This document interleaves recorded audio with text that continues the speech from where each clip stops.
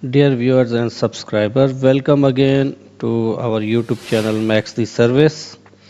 Please subscribe and press the bell icon to receive all notifications regarding any video we are uploading on this channel. So whatever we are going to define and follow in this mechanism with Git and GitHub.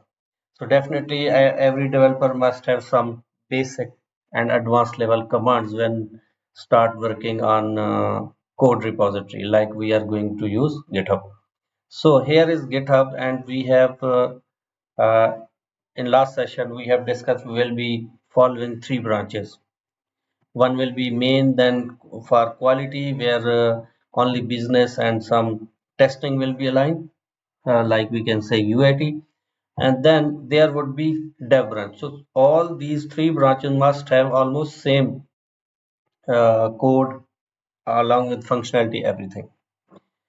Definitely dev branch will be updated once everything done from development. For any developer, any team member will be creating another feature branch. Okay, so we can say feature branch or any ticket we can name your at your own. There must be some standard we will define if there we see any confusion or conflict.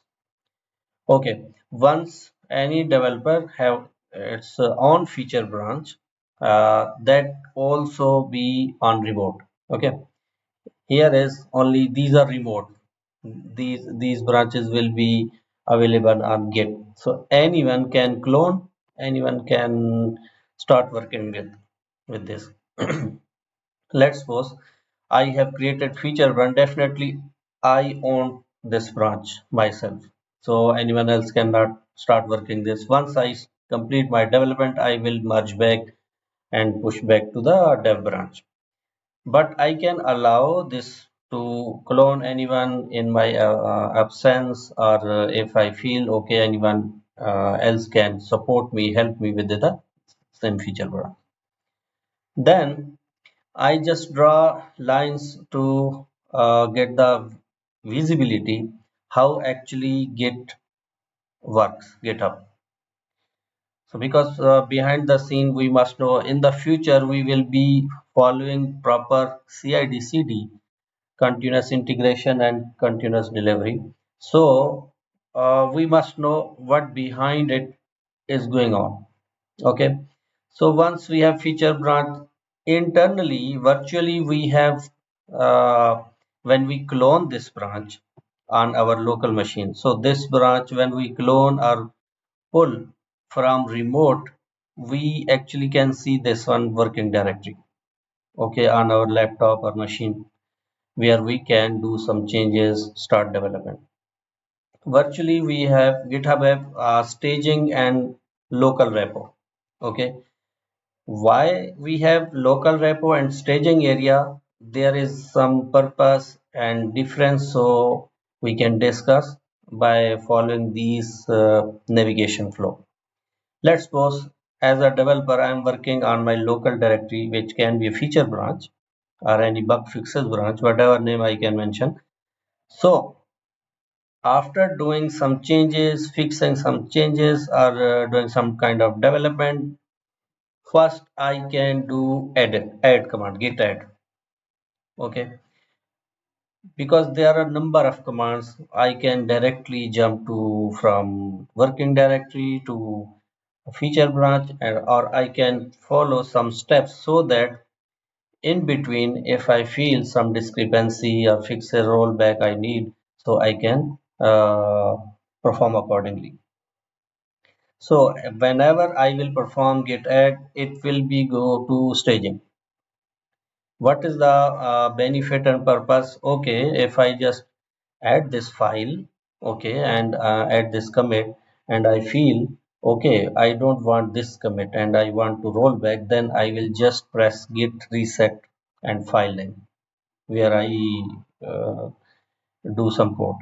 And also before reset I can also create get diff so that I can also see different what is the difference with staging and with my working directory.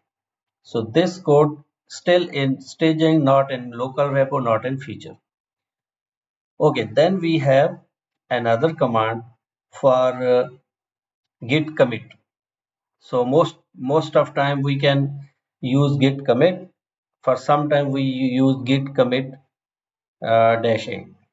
So when we have some code, if we executed git add, then we can execute git commit with some message, something like this.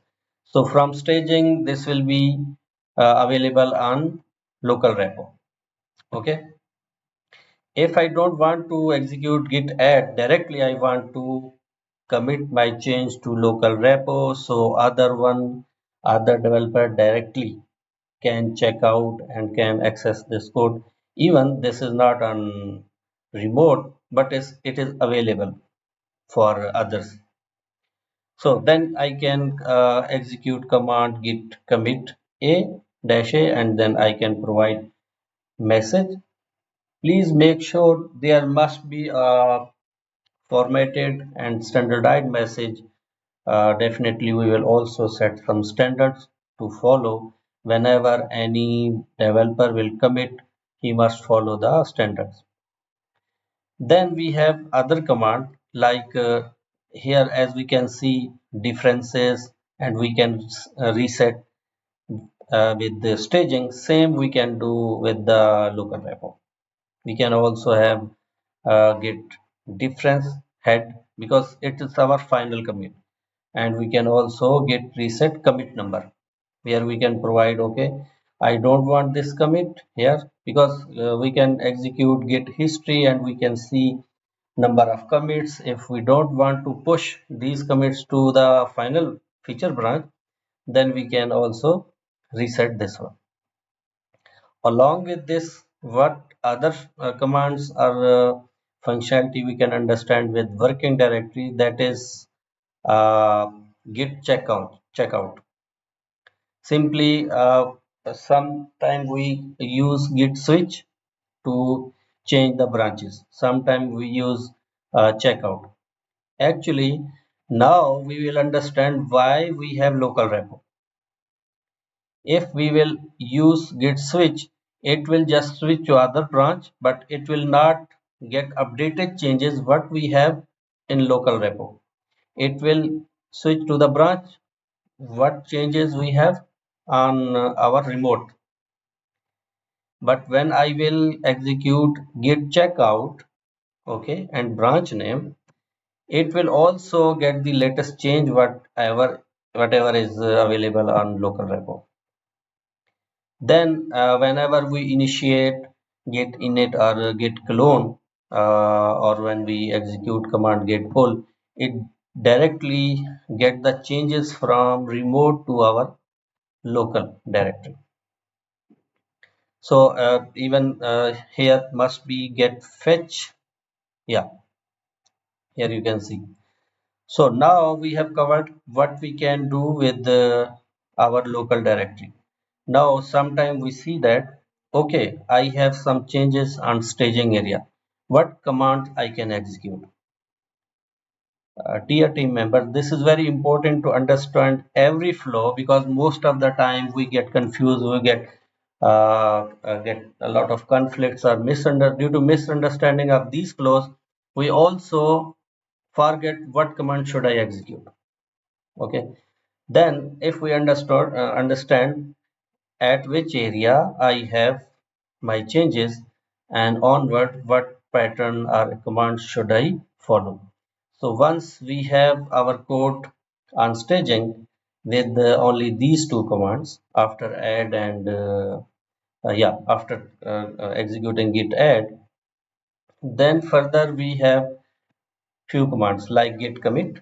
I can commit the changes to make this on local repo, and also I can use checkout just to move on the latest changes committed by anyone or myself.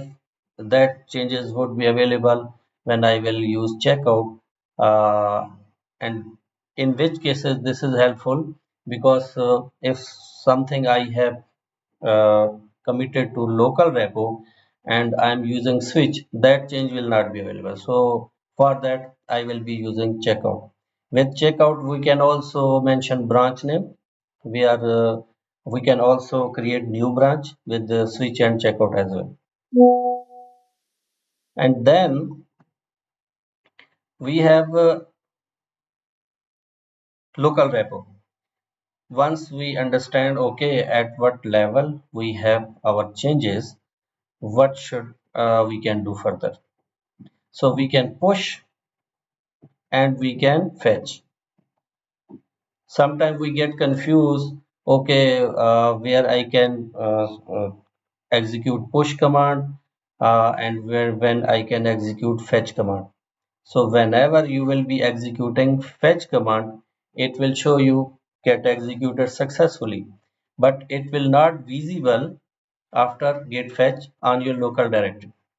Let's suppose if you want to have any changes, latest changes, if any developer committed those changes in remote branch, you want to have those in local repo. I'm just explaining use case so that you can understand.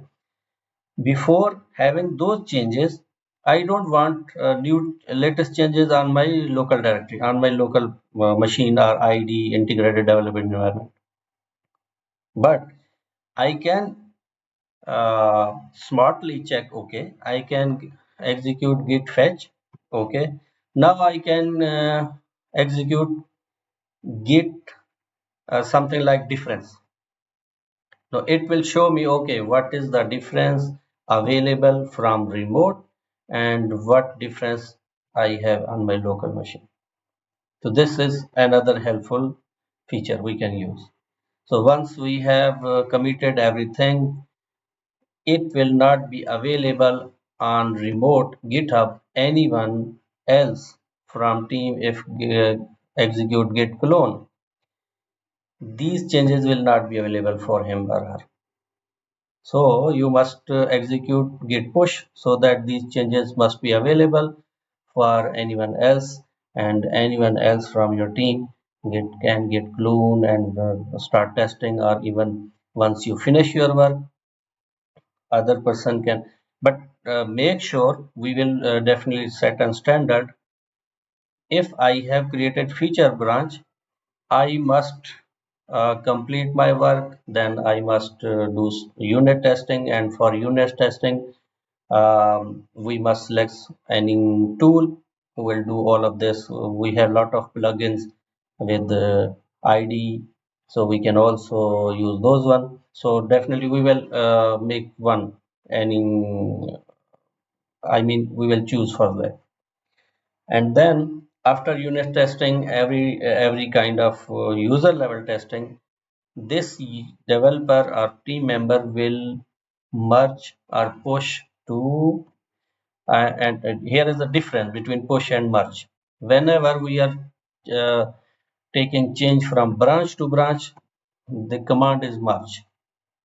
So we will be merging these changes latest feature tested by developer to the dev branch. And another one, any member again will get feature branch from the dev branch, never from feature or quality or main branch.